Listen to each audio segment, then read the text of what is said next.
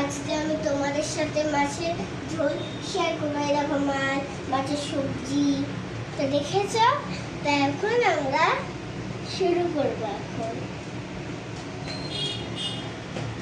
তো গাইস এর মধ্যে দেখো এখন তেল গরম হচ্ছে। এই দেখো গাইস আমরা মাছগুলো ছেড়ে দিলাম। দেখো আমার না মাছ ভাজা হয়ে গেছে। দেখো এবার আমরা জিরে ঢালবো।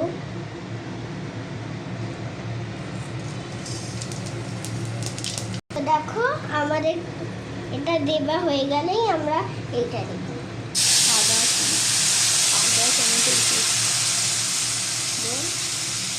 টমেটো আর আদা বাটা 1 চামচ আমরা দিয়েছি হলুদ আর নুন আর সামান্য মতন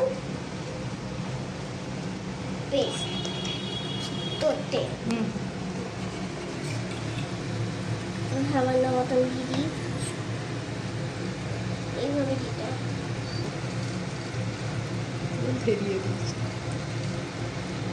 আমরা 5 মিনিটের জন্য মশলাটা করব। এবার আমরা 5 মিনিটের জন্য ঢাকাটা করব। দেখো গাইস এখন মশলাগুলো তেল ছেড়ে দিয়েছে। এবার আমরা সবজিগুলো দেবো।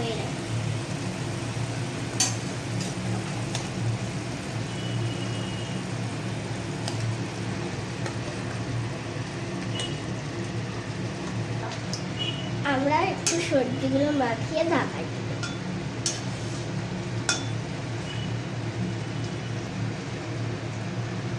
চাড়িয়ে চাড়িয়ে এটা জল দিয়ে ঢাকা দিব। তো আমরা এবার জল দিয়ে কিছুক্ষণের জন্য আমরা চাপা দিয়ে দেবো এটা।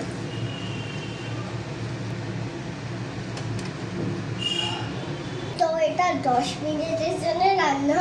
ততক্ষণ আমার 10 মিনিট হয়ে গেছে। তো তার মধ্যে আমি 10 মিনিট চালু করে রাখবো।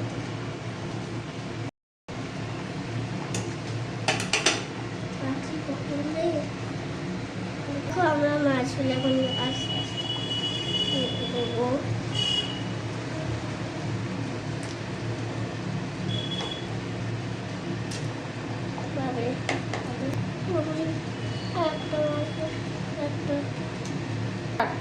এরপর আমরা 5 মিনিট ঢাকাটা আমরা দিয়ে দেবো। আবার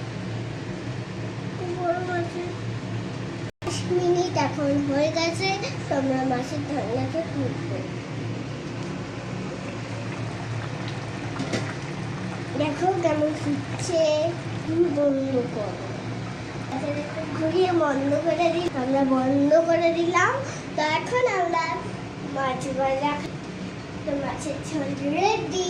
তো কে কে খাবে দুপুরে আমাদের বাড়ি চলে এসে।